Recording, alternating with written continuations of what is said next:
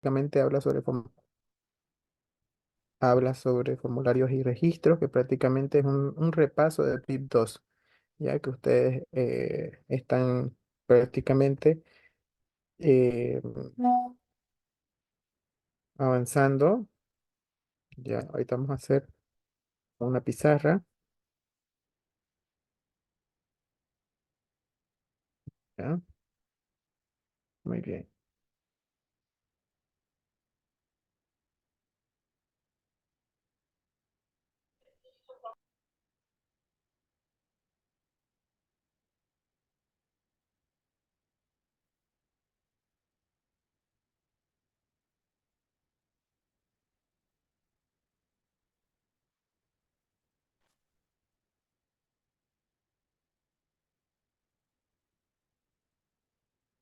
Bueno, no puedo empezar con eso, pero ya, vamos a hacerlo con el tema en sí. Bueno, ¿alguna duda que tengan del tema 1 que no les haya quedado claro antes de empezar?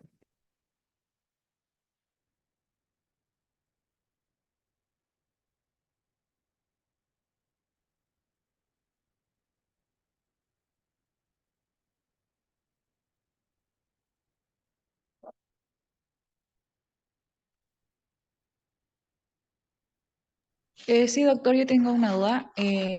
Yo quería saber específicamente cuál es la diferencia entre planilla y formulario, ya que lo que tengo anotado no está como que muy claro. Ya, bien. Ahorita, ya, en sí, entonces, es de practicar con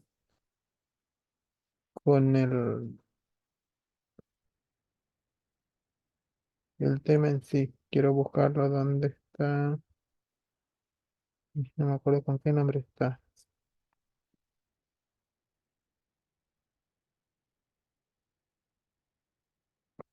Mm. No, perfil 2, ya, en el cual ustedes, eh,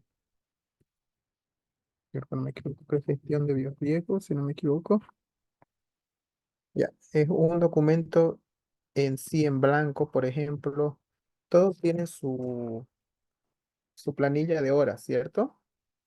En el cual ustedes han rellenado, estaba en blanco cuando ustedes adquirieron la guía para poder llevar a su centro, ¿cierto? ¿Sí? ¿La han tenido una vez en su guía, esta planilla? Sí, doctor. Ya, de esta planilla prácticamente es un formulario, es un documento digital que tiene celdas y casillas vacías para ser rellenadas con datos personales, ¿no? Acerca de sus funciones o sus eh, designaciones que se les hacen a ustedes para poder, eh, para que ustedes prácticamente llenen de acuerdo a sus datos que ustedes tienen, como su nombre, su monitor, su centro de salud, ¿no?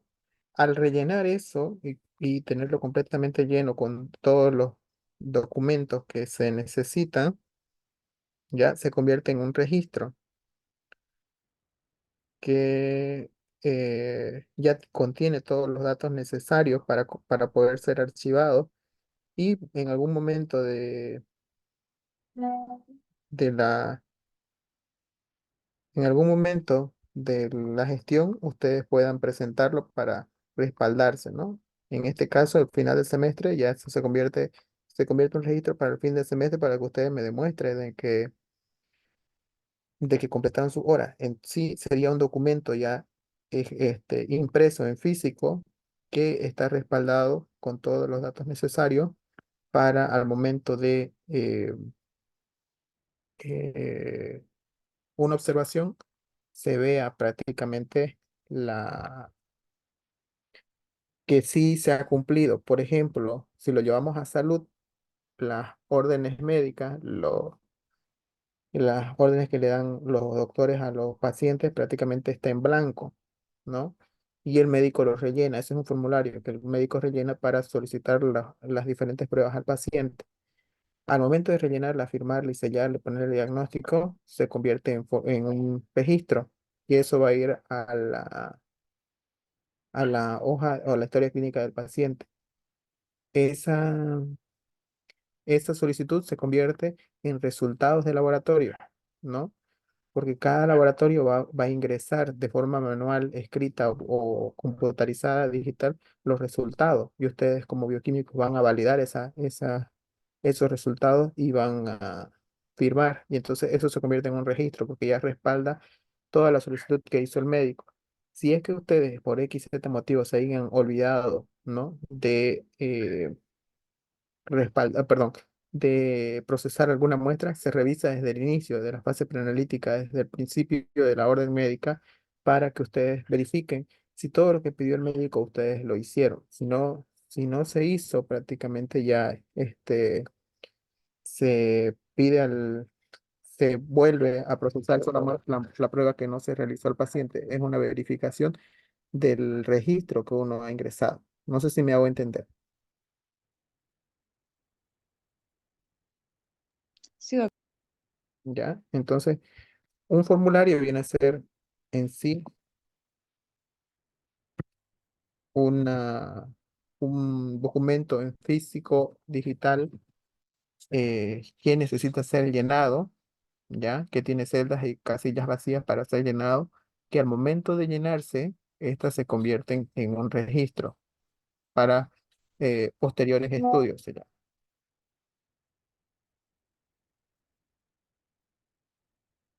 Bien. No sé qué pasa con mi computador que no quiere dar el tema. Vamos a empezar con el tema 2 chicos, ya que eso sí le abrió. Bien. Pero bueno, del tema uno, lo que les voy a decir, lo que les puede preguntar la doctora es un poco de PIP 2. En la planilla de diagnóstico y caracterización, ¿alguien se acuerda para qué era el diagnóstico y caracterización? Según la normativa 69002. Es para identificar residuos sólidos con Ya, morfología, tipo de desecho que es y ¿qué más? Ya eso no me acuerdo. ya. También, Entonces, viene a ser perdón. prácticamente el diagnóstico, viene a ser un estudio basado en la caracterización que viene a ser 8 días en el cual ustedes hacen un análisis sobre el manejo de residuos sólidos. ¿Se acuerdan, no? Se cuenta solamente 7 días y el día cero no se cuenta porque la basura que ustedes pesan del día cero, entonces es un día que no se toma en cuenta, sino que para ver cuánto genera en el día el paciente, perdón, la unidad médica que vamos a hacer el respectivo diagnóstico o en sí el servicio. Ya a partir del día 1 hasta el día 7 se cuenta para hacer la caracterización de acuerdo al pesado, eh, el relleno de formularios y todo lo demás, que eso se va, para eso se utiliza el diagnóstico, ¿no? Y la caracterización, que es la separación en origen de todos los residuos, de acuerdo a la clasificación que tiene según la normativa, para que esto después se pueda hacer el análisis y comprender el manejo de los residuos al 80-20, ¿no? Y sí, saber si cumple con todos los requisitos que se necesita para este 80-20, de los cuales los 20 se van subdividiendo en 15% residuos clase A, 4% residuos clase B2 y 1% residuos clase B1 que es radiactivo, ¿no?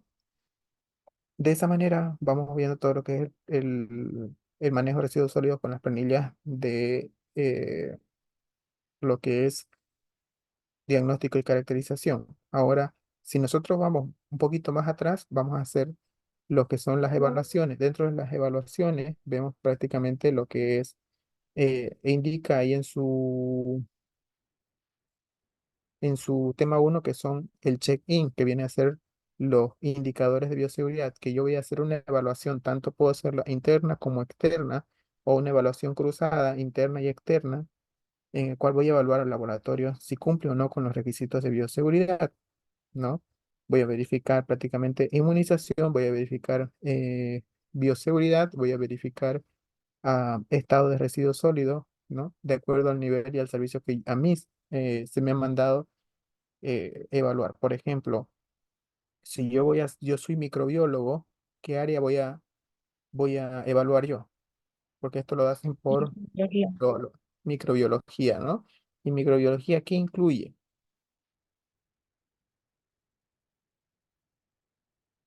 ¿Qué especialidades incluye? Bacterias. Bacterio, ¿ya? ¿Qué más piensa? Micología. Micología, bacterio, que son áreas que le corresponden a microbiología. Entonces yo me voy a ir por esas dos áreas y voy a evaluar esas dos áreas, ¿no? Si vengo a hacer inmunodiagnóstico o inmunoserológico y pruebas especiales, a, ¿cómo se llama? A evaluar el hormona y voy a evaluar inmunoserología.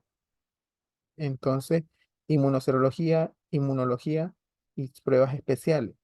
Y hormonas a evaluar yo como experto en el área, porque de esa manera hacemos las evaluaciones externas. Nosotros al momento de ir al laboratorio nos dan una invitación de acuerdo a la especialidad que nosotros tenemos y vamos a hacer el check-in en las diferentes áreas que nosotros vemos y vemos desde el inicio de la fase preanalítica a evaluar, ¿no? La orden médica, evaluamos el método de trabajo, método diagnóstico, los resultados, ¿no? Cómo se reportan y el control de calidad, que es importante, que vemos cómo hacen el control de calidad en la área donde ellos trabajan.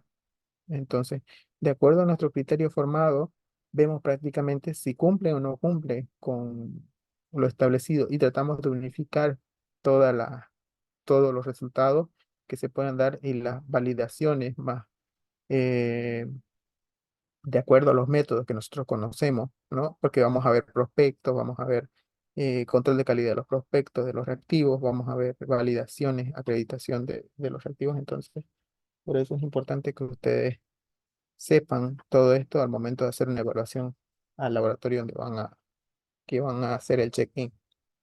Luego, eso sería lo más importante del tema uno, joven, ¿ya?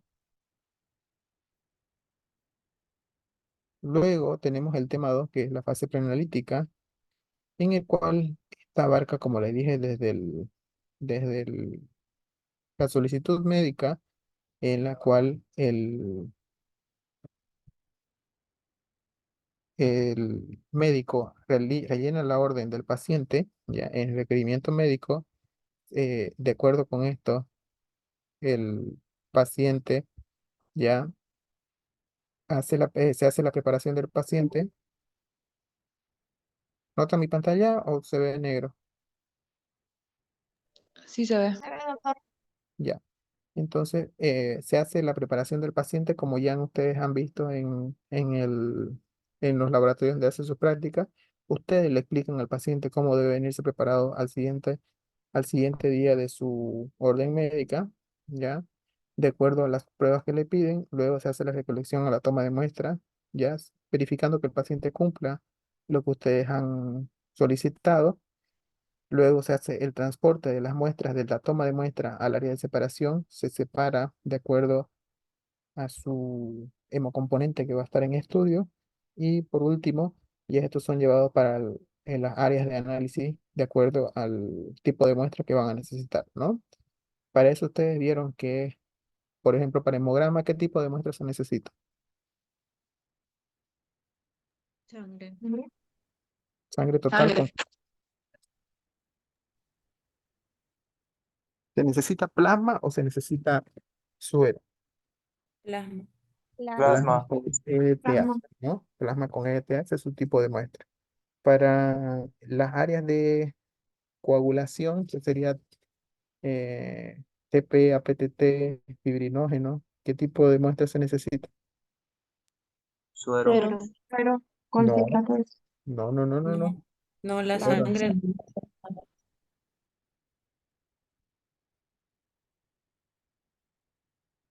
no. ¿Quién me puede decir qué se necesita ¿Puede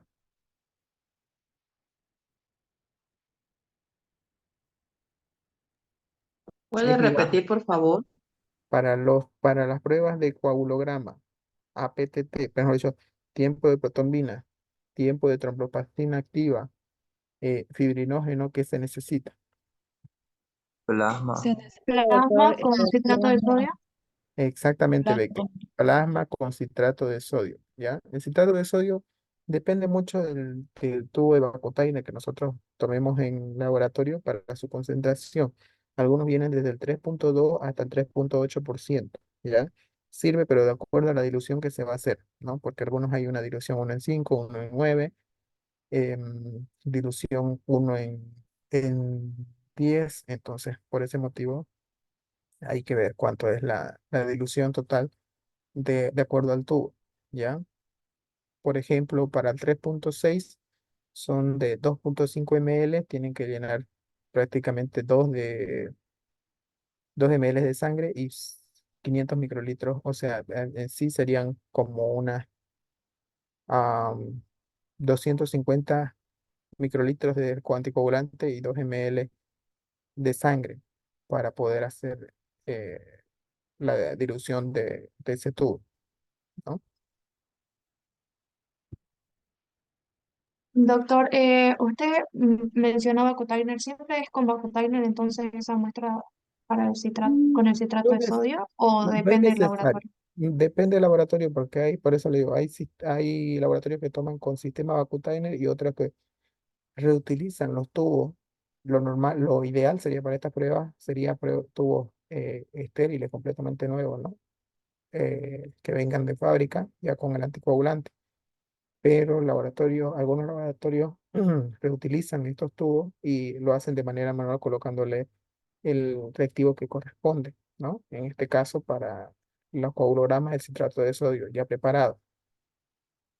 Y ustedes nomás estos lo incorporan en el tubo y le colocan un identificativo, que en este caso sería la tapa celeste, ¿no? Porque para los tubos lo que cambia es la tapa en cada uno de ellos,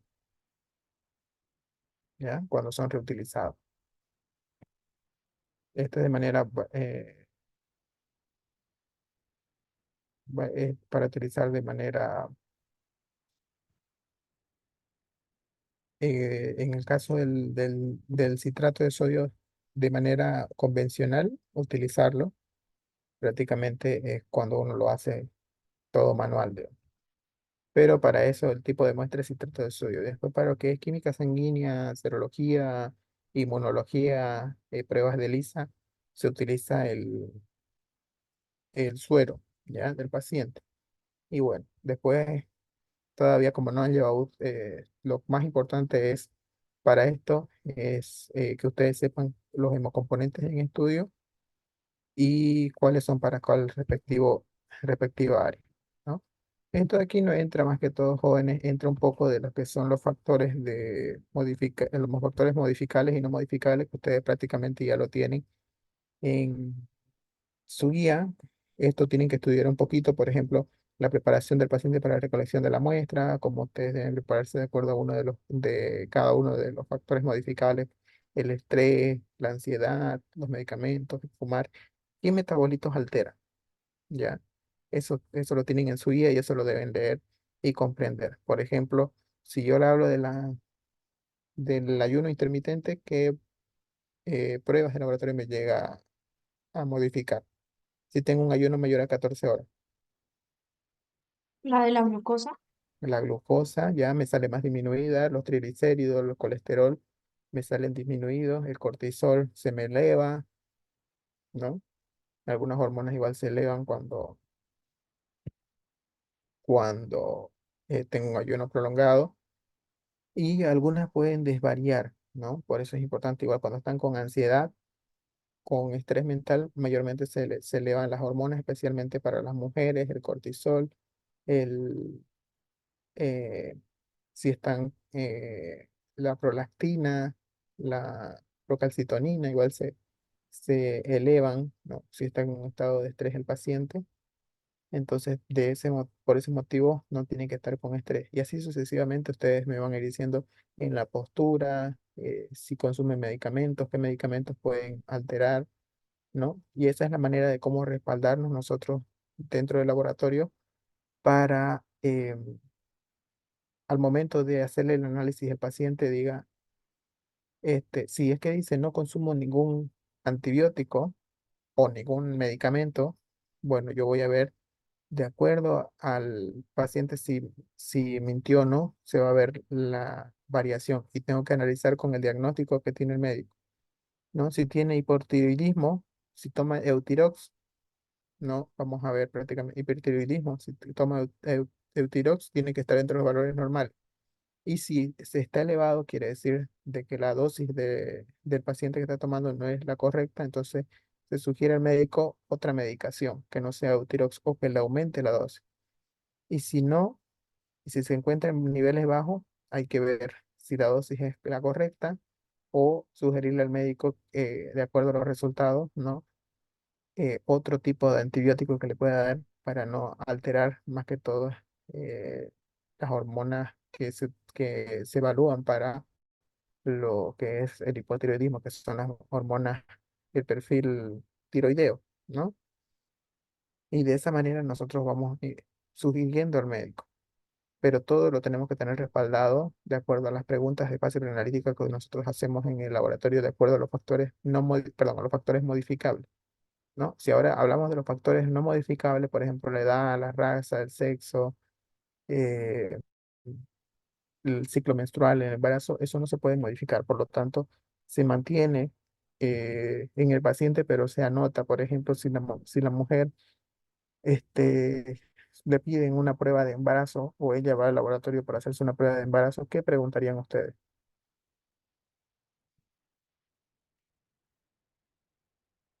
O alguna vez si se han hecho, ¿qué les preguntan? El retraso menstrual, La última fecha ¿Por de qué, su por qué periodo. es importante eso?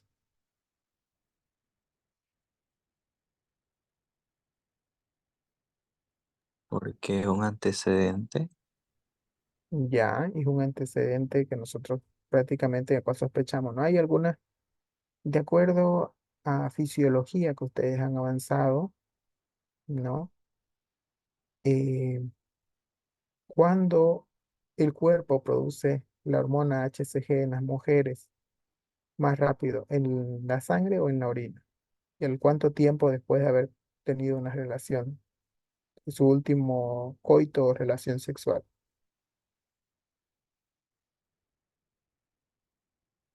¿Dónde se produce? ¿Dónde se produce primero? Para hacer, porque En la algunos se hacen sangre, en la sangre, ¿al cuánto tiempo? a las 2 semanas, si no me equivoco. No, ya eso es en la orina. 72 horas. Exacto. Más o menos ya las 72 horas, entre el tercer o quinto día, y el cuerpo de la mujer va cambiando y va produciendo niveles considerables de HCG que pueden ser detectados, ¿no? Para el embarazo. Por eso es más efectivo hacerse en sangre que en orina. ¿Por qué? Porque en la orina puede detectar, o uno, la prueba está fallada, o dos, eh, la mujer está embarazada, ¿no? Pero más efectivo es en sangre, porque en sangre no va a detectar directamente los niveles de HCG y va a demostrarnos a través de una prueba rápida si está embarazada o no, y a través de una prueba cuantitativa para ver aproximadamente cuántas semanas de gestación tiene, ¿no? Que eso sería el análisis correspondiente. Se hace una prueba cualitativa para saber si es positivo o negativo, y si es positivo, una prueba cuantitativa para determinar aproximadamente cuántas semanas tiene, ¿no? Y después ya se hace un control, que es prácticamente para saber a través de una imagenología, cuando se hace una ecografía, de saber cuántas semanas aproximadas según la imagen tienen, ¿no? Y hacen un cálculo las semanas de sangre y las semanas de la imagen de la ecografía, ¿no? Porque hay algunas personas que me ha tocado varias veces que no se acuerdan cuándo ha sido su última relación sexual o cuándo ha sido su último ciclo menstrual, y por lo tanto están muy desconcertadas y se hace una prueba cuantitativa, ¿no? Para tener más o menos una idea de cuándo fue su última relación. Y bueno, si le contara las experiencias jóvenes, sería para que nos riamos un buen rato. Bueno, después de eso, prácticamente vemos los interferentes analíticos que llegan a alterar en las muestras, ¿no? que llegan a alterar los factores modificables y cierto tipo de pruebas. Por ejemplo, en este que ustedes ven acá, ¿alguien me puede decir qué interferencia analítica tiene? Lipemia, No, el lipímico es este, el del cuarto.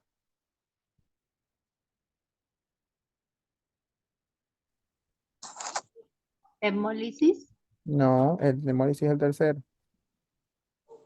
¿El cuál dijo, doctor? ictericia, Primero, el que estoy apuntando, ictericia, Coagulación. es el segundo ictericia. Este es un suero normal, completamente lípido, libre de contaminantes y todo lo demás. ¿Ya? Este de aquí tiene, Lipemia. Coagulación el primero, ¿no? el primero es un suero normal. Estoy explicando que no tiene ningún tipo de interferente analítico. Luego tenemos la ictericia que llega a afectarnos todo lo que es el perfil hepático, ¿no? Las transaminasas, bilirrubina, TGO, TGP, eh, GGT, fosfatasa alcalina, todo llega a alterar esto. Y la ictericia la produce el paciente, ¿no? A través de una enfermedad hepática o ya sea viral o metabólica. Luego tenemos la hemólisis, que la hemólisis es una, un interferente analítico que puede ser que el paciente lo provoque como lo provoque el personal de salud. ¿Cómo lo provoca el personal de salud? En la fase preanalítica, agitando muy fuerte el tubo, colocando dos tipos de muestras diferentes, ¿no? ¿A qué me refiero? Cuando toman la muestra y es insuficiente, toman un poco de sangre, ¿no? Por decir 1 ml, y luego se dan cuenta que no le va a alcanzar y le ponen de nuevo en esa sangre a los 3 minutos o al minuto le ponen otros 2 ml. Entonces, el cambio de fase de ambos tapones plaquetarios hace que este baje por centrifugación y rompa alguna lisis de eritrocitos y eso contamina todos los eritrocitos que van al suero que está arriba, hemolizándolo. Como también el paciente lo puede provocar a través de una anemia hemolítica. Luego tenemos lo que son las lipemias, ¿no? El exceso de grasa en sangre cuando el paciente no cumple con la dieta que corresponde, ¿no? Para este tipo de... Bien. Eso sería, jóvenes, en cuanto al tema 2. No sé si ustedes tienen alguna pregunta de este tema que les haya quedado en duda para poder despejar. Si no hay, continuamos con el tema 3. El tema 3 habla de separación y transporte, que eso prácticamente ustedes deben ver según la normativa 69, 60 y, bueno, 63004, que habla de recolección y transporte de residuos sólidos, ¿no? Pero de acuerdo al 63004 de diagnóstico clínico, se habla del transporte de muestras que debe contar con un almacenamiento eh, que contenga prácticamente todo lo requerido, como ser una caja de transporte con gradilla, ¿no? Que respalde su seguridad y de acuerdo al tipo de muestra. Si necesita refrigeración, que contenga un reloj que indique la temperatura de la muestra que debe ser para ser transportada. Para esto es importante que al momento de la separación utilizamos dos equipos que son la centrífuga y el baño María. La centrífuga la ocupamos para la separación por densidades de la muestra, ¿no? En este caso, eh, la separa de acuerdo a los hemocomponentes por sus densidades y para obtener el tipo de muestra, y el baño María que ayuda prácticamente con lo que es la coagulación, ¿no? Ayuda prácticamente con los factores de coagulación. eh, para obtener un suelo límpido y libre de contaminantes. Eso sería prácticamente lo del tema 3. Que igual hay una pregunta que dice el tiempo de contacto entre el suelo y el tapón plaquetario, ¿qué llega a provocar en la muestra? ¿Alguien lo leyó esa parte? Más de no dos vuelve a horas. repetir, doctor. El tiempo de contacto entre el suelo y el tapón plaquetario, perdón, el tapón eritrocitario, ¿qué llega a producir en la muestra? O el coágulo, el tiempo de contacto en el coágulo y el suero, ¿qué llega a provocar en la muestra? ¿Qué metabolitos altera? La glucosa, Ya, degradarla. ¿qué más? Está el potasio, si no me equivoco, está el Creatina, sodio, GOT, GPT. exactamente, ¿no? Que es una pregunta de examen aparte. Luego de ahí pues, le puede preguntar la doctora cuál es el fundamento del baño María, ¿no? ¿En qué se fundamenta el baño María? Y cuál es su función, ¿no? Es muy diferente la función al fundamento. Después de recolección y transporte, ¿no? Y creo otra pregunta más, jóvenes. Se va a cortar el Zoom en 7 minutos y vamos, si es que hay necesidad, entramos, si no, no, ¿ya? Eso sería el tema 3, jóvenes. Después, los temas muy bonitos son a partir del 4 hasta el 6, que prácticamente se les dice a ustedes de acuerdo al caso clínico que viene. Hagamos un caso clínico y ustedes lo van a resolver. ¿Va? Están atentos, la gran mayoría está Becker, veo que su otro compañero va a estar atento y su compañero. Escuchen el problema y lo van a ir analizando. ¿Ya? Paciente de 56 años que ingresa de emergencia al Hospital Obrero de 400 camas con diagnóstico de diabetes mellitus descompensada. A este paciente le piden un estudio de gases en sangre, le piden un hemograma, le piden glucosa sanguínea y una hemoglobina glicosilada y un estudio de electrolito.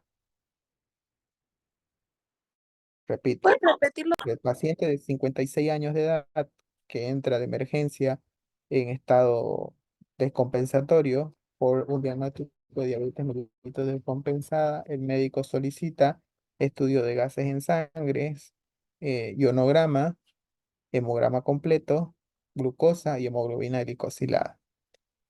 ¿Ya? Primero, para el estudio, eh, ¿qué qué tipo de muestra necesitarían para cada una de las pruebas?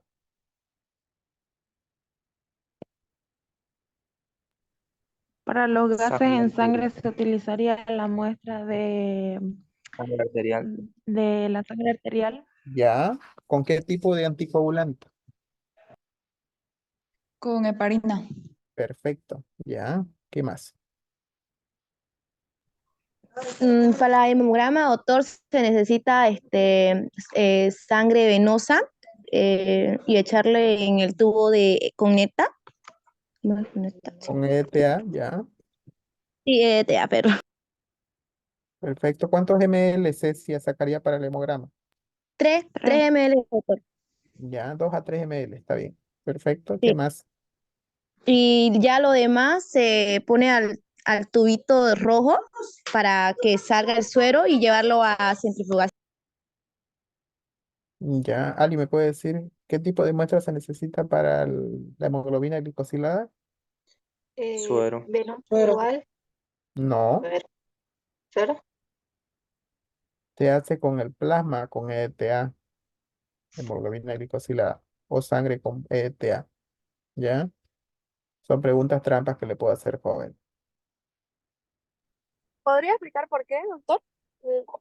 Porque lo que se necesita, la hemoglobina glicosilada va a identificar a través de la hemoglobina la azúcar en sangre presente en los glóbulos rojos. Entonces, para esto no necesita preparación el paciente, una preparación, si es que le piden para un paciente ambulatorio, una preparación de dieta, no es necesario, porque va a medir la cantidad de sangre presente en los perdón, la cantidad de azúcar presentes en los eritrocitos de 3 meses anteriores. Recuerden que los eritrocitos, ¿cuánto tiempo de vida tienen en el cuerpo? 120 días. 120 días equivalente a 3 meses, ¿no? Entonces va a evaluar los 3 meses que el paciente ha consumido el azúcar y que estos se han metabolizado en los eritrocitos, ¿no? Para medir la cantidad de azúcar que tienen aproximadamente todos los eritrocitos en sangre a través de esa prueba, ¿ya? No necesita por eso ningún ayuno, porque no va a medir mayormente.